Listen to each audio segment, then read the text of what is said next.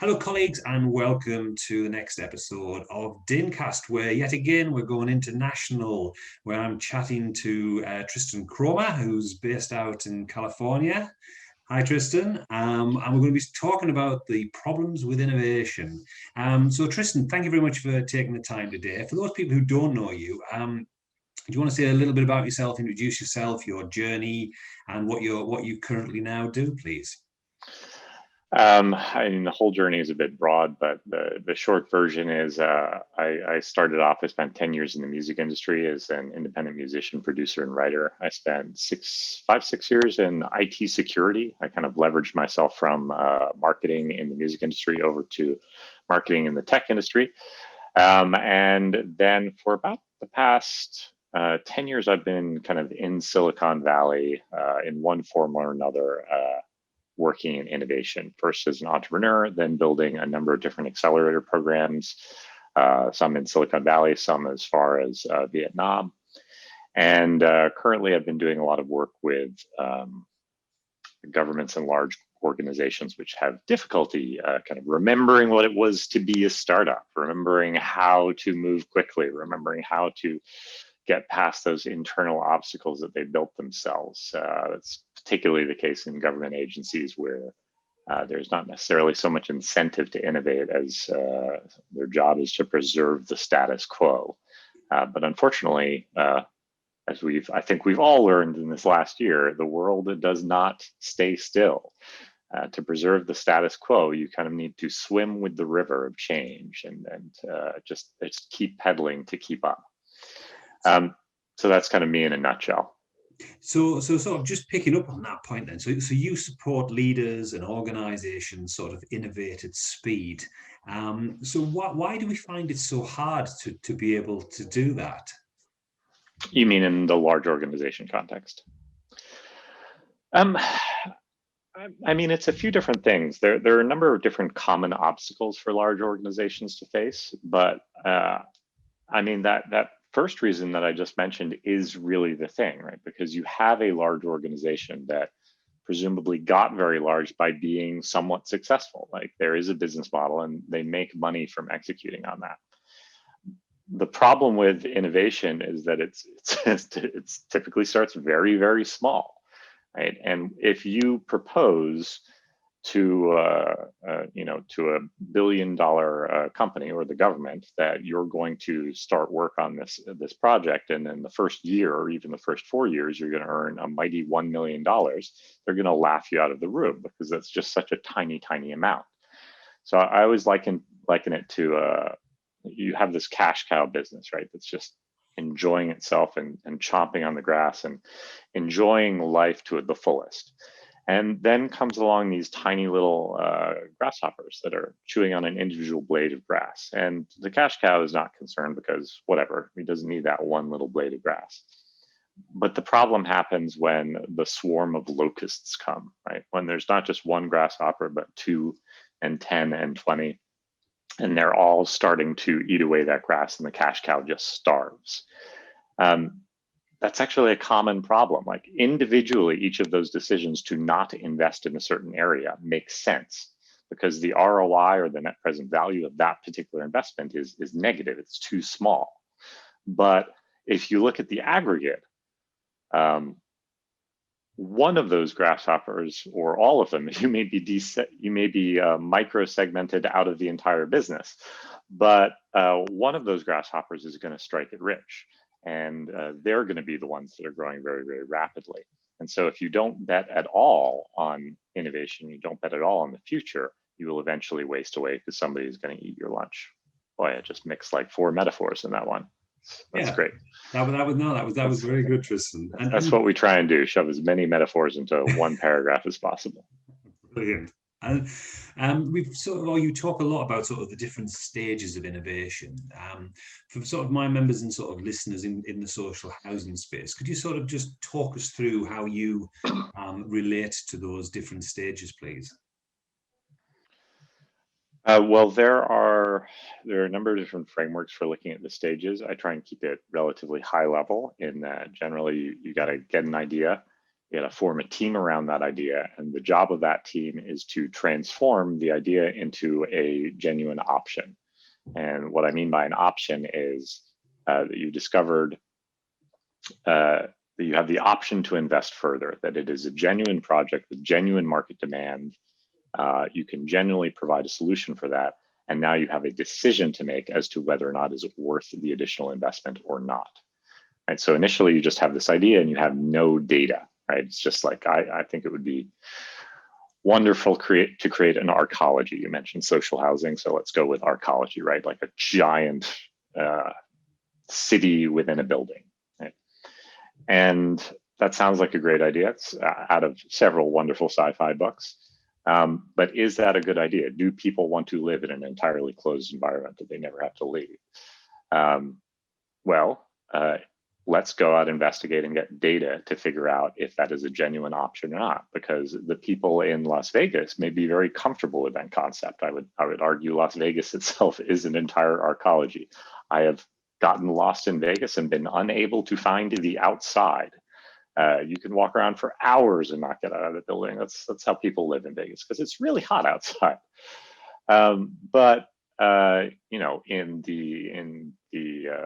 In Devon, where my family is from, like, no, that would be utterly ridiculous. You would never want to have a giant metroplex there. We want to be outside. We want to enjoy nature. We want our architecture and our housing to be a little bit more integrated with the environment.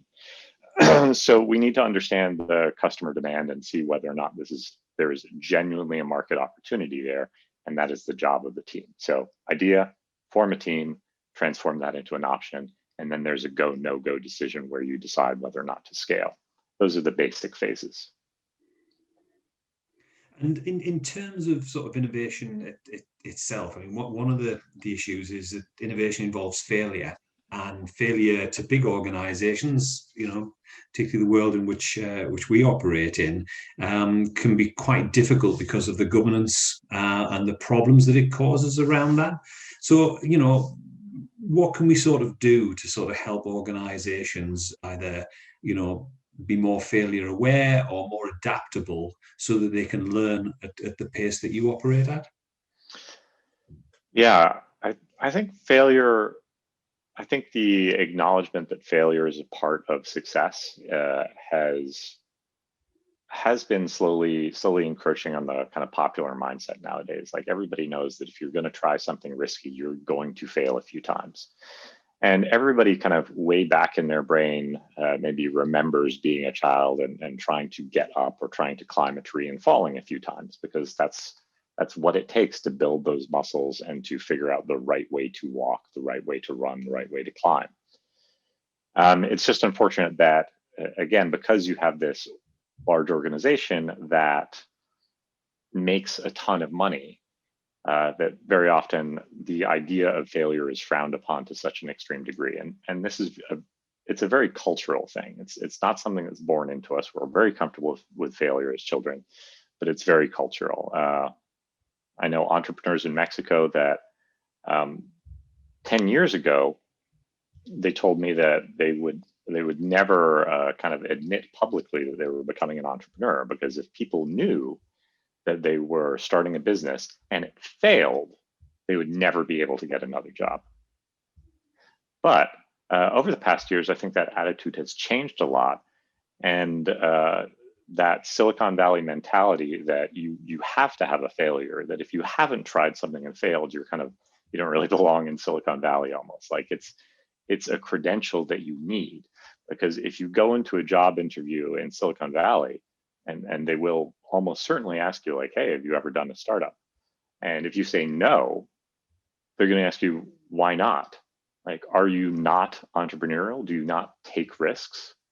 Like, that's almost a strange thing here. And so adapting that mindset as a large organization is really critical. And it does come from the top down. Like, the leadership needs to be accepting of the fact that some of the bets you place as a leader are not going to work out, and that you shouldn't punish the team because of that. You should reward the team for failing cheaply and quickly, for running an experiment that maybe takes 1 week and shows that the idea is terrible, rather than spending 2 years and pretending it's working the entire time. Like, that's not a good way to run a business. at least not if you want to actually do some innovation. So would you recommend, having different metrics or measures or KPIs for innovation programs as opposed to normal change transformation programs then? Yeah, I like to measure the leading indicators that I look at for innovation teams is usually related to speed in some way.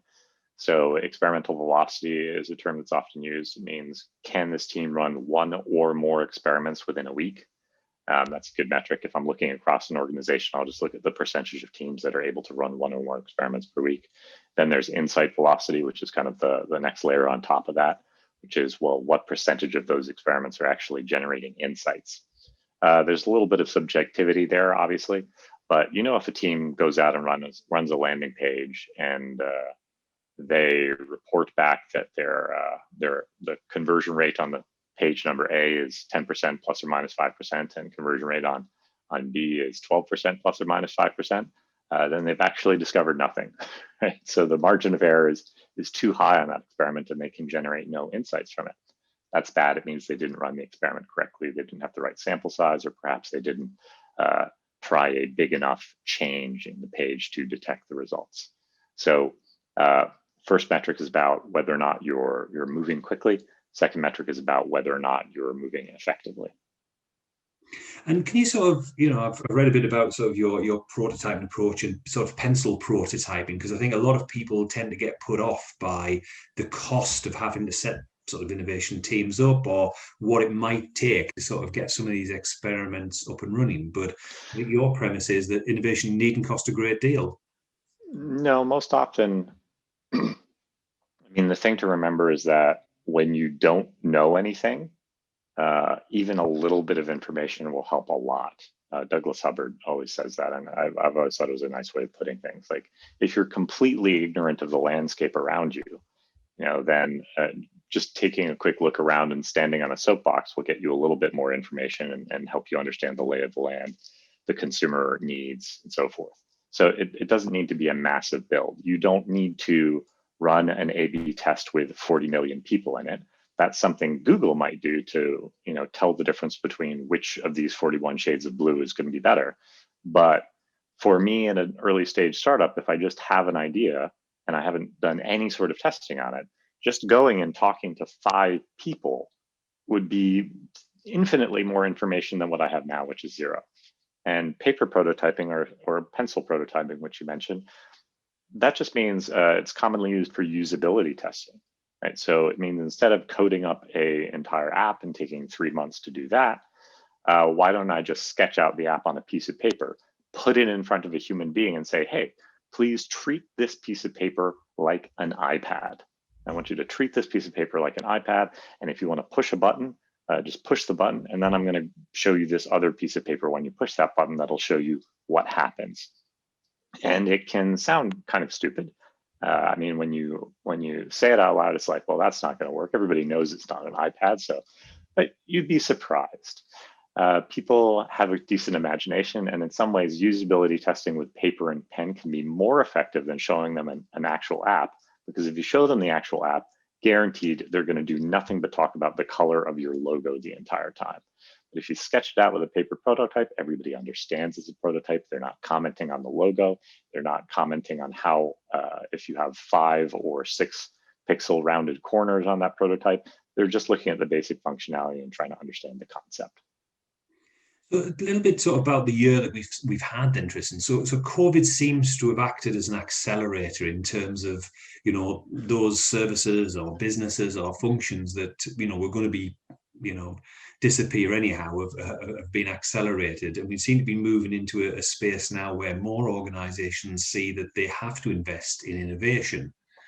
Do you think that, going forward, that, this becomes a core function of any business, that you have an innovation investment budget, you train people up, or you bring people in to be able to sort of constantly look to innovate and change your product line or your service? Well, I think it should be. I certainly think that everybody whose bottom line was badly hit during COVID kind of recognized immediately that they need to change or die. I mean, unfortunately, that's not always possible in some situations. There are a lot of restaurants that have gone out of business, which is just a terrible shame. And, you can do takeout, but there's only so much you can do given the restrictions. In San Francisco, they opened up for outdoor dining, and now people have invested money in that, and now they just shut it down again. So there are certain limitations to what you can do, and some organizations are meant to have an expiry date. I did some work with Cancer Research UK, and I think everybody in that organization would be thrilled for the day when cancer research is no longer necessary because we've cured cancer. So if you want to survive, if you think there's a long-term purpose to your organization, of course, you should be investing in innovation, and everybody who's hard hit has been doing something along those lines. But it's tough. It's not always going to be possible. If you are really hit like a hammer and 90% of your revenues have disappeared, obviously it's very difficult to justify spending what little budget you have left on innovation, and you just have to survive. So looking forward then, I mean, what sort of sectors or businesses are you sort of most excited about because of some of the innovations that they're working on or that they're creating? I mean, so honestly, I think there are a lot of, I think what you're asking for is more like, artificial intelligence. Obviously, the machine learning algorithms are starting to become extraordinarily useful. I'm kind of weird, so I tend to be more excited about the really tedious stuff. I think by applying some of the technologies and some of the methodologies in terms of innovation that we have to kind of more routine, non-sexy business areas like government, like shipping, we can actually have a much better impact, a much more interesting impact than somebody who's working on the next TikTok. TikTok is great. I've seen at least a few dance videos, which made me laugh. But frankly, I would rather have somebody create an invention that makes shipping 1% or even 0.1% more effective, because that is going to take millions of tons of CO2 out of the air. And those are the type of inventions that we need right now. We need inventions that make government services a little bit more efficient. We need inventions like what Estonia is doing with their government services are entirely online. Their personal identification entirely online. One ID card that will follow you everywhere, that you don't even need a password to authenticate yourself. Like, that is the sort of thing we need in order to make the day-to-day services that really help and impact every single person on the planet. Those are the things we need right now. And honestly, I could give a damn about the next TikTok. I don't care. But machine learning on everything. Let's just say that.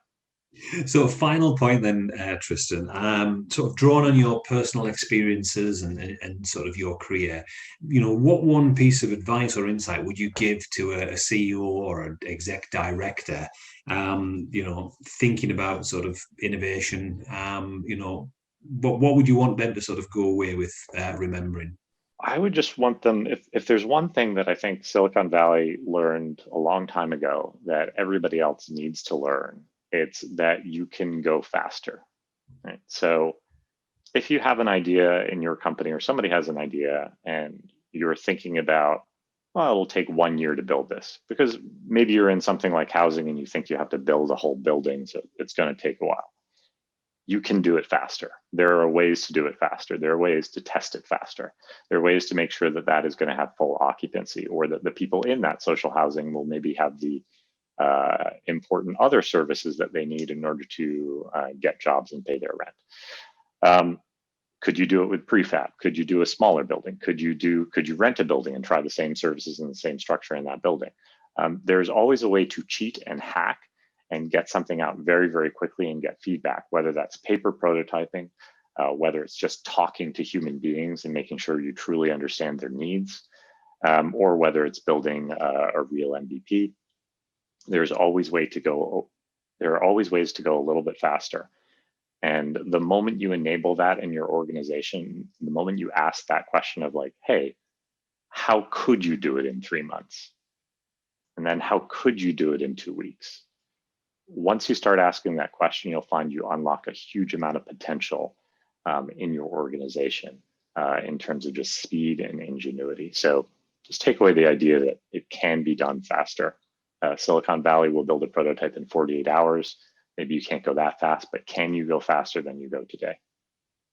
Well, Tristan Kromer, it's been an absolute pleasure chatting with you today, sir. Thank you very much for sharing all of your wisdom and insights with us there. And I hope to be able to sort of work with you at some point in the future. That would be great. I'd love to do some social housing stuff. Thank you very much, Ian.